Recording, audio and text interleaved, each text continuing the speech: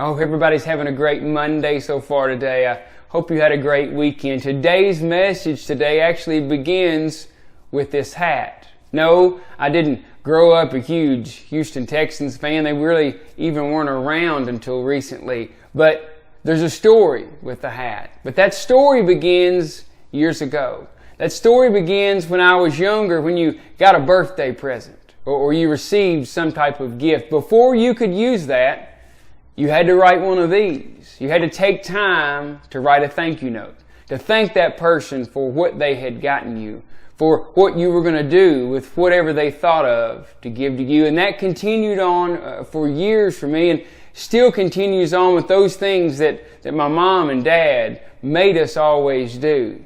Reminded of that by a recent episode from the Brian Buffini show.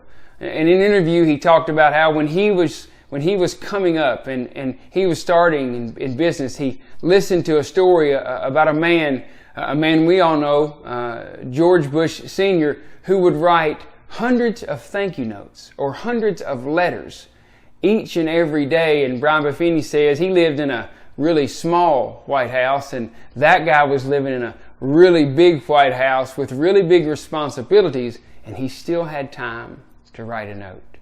So the hat. Where's the hat come from? One of my favorite podcasts is John Gordon's Positive View. And in that episode, he interviewed a fellow that was just starting out with the Houston Texans and had come from another program. And it was a great interview, a podcast that I encourage you to check out. And he was talking just a lot of great insight. He was telling his story, a lot of things that he used throughout the years. So what I did is just took a chance, took a minute to write him a note just to say, hey, thank you. I enjoyed listening to your story. Thank you for sharing that story. Well, within a week later, I get this FedEx package at my office, and I'm thinking, where did I get a FedEx package from Houston, Texas? And in it was a really nice handwritten note, as well as this Houston Texans hat, which I wear quite a bit now.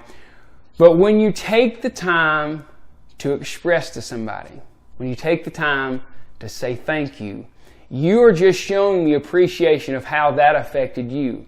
Sometimes it's not even how it affected you, it's how that note you write to them affects them. So I want to ask you this today. I want to ask you this week, is there somebody that you can say thank you to? Maybe it's not something that somebody's done recently. Maybe it was a month ago. Maybe it was a year ago. Maybe it was a couple of decades ago.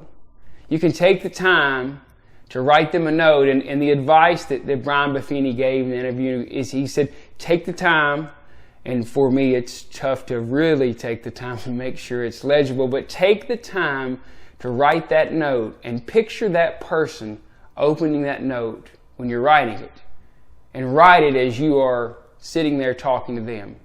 So today I challenge you to do that this week, but it's not just with one, it's with three. Take the time this week. It doesn't have to be a fancy note card. It doesn't have to be a fancy stationery. Just take the time this week just to write a short note to somebody. Write them, tell them thank you, tell them you've been thinking about them. Take a minute to share something with someone else.